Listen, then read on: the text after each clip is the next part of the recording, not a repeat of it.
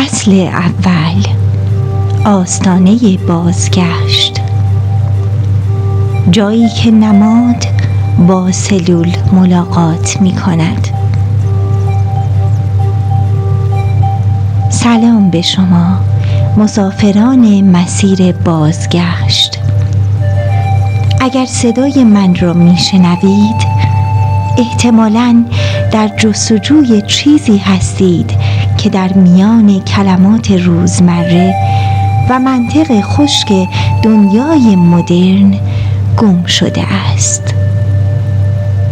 معنایی که نه فقط در ذهن بلکه در تار و پود وجودتان، در جریان خون و در ساختار سلول‌هایتان جاری باشد. من اینجا هستم تا با شما درباره چیزی صحبت کنم که شاید تا امروز مرزهای میان دنیای مادی و دنیای معنوی برایتان مبهم بوده است. من درباره رابطه میان تصویر و مسیر صحبت می کنم. درباره پیوندی که من آن را سلوک اپیژنتیکی کهن الگوها می نامم.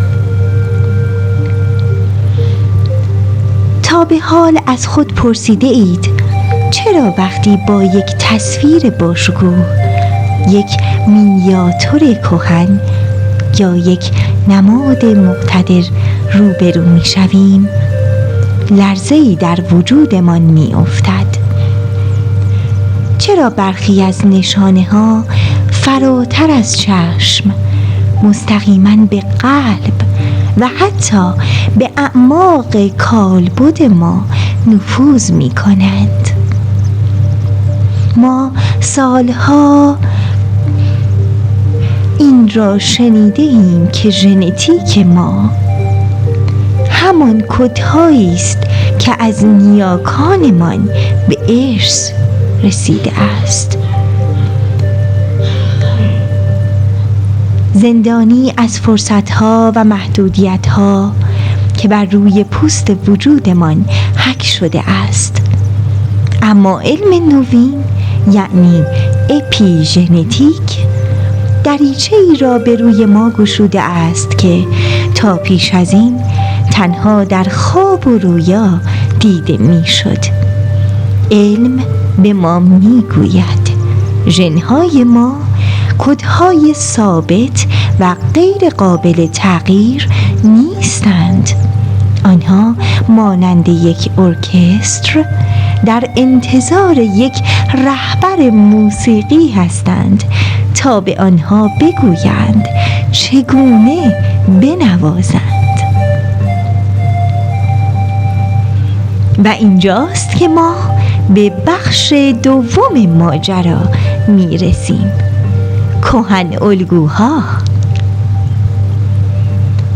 کهن الگوها آن تصویر ازلی و ابدی هستند که در لایه‌های زیرین ناخودآگاه جمعی ما نهفته‌اند. آنها فقط قصه ها نیستند، آنها نقشه های راه هستند.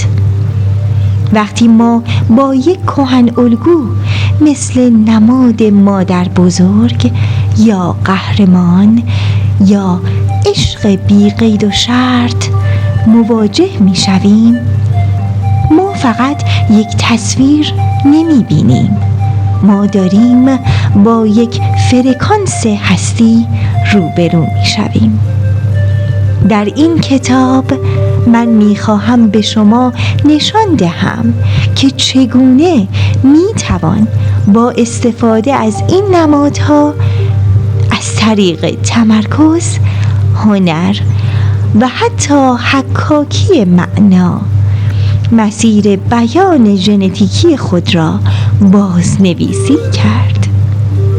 ما یاد میگیریم که چگونه از موجودی که تحت تأثیر تروماهای موروثی است به موجودی که در حال تجلی عشق الهی است تبدیل شویم.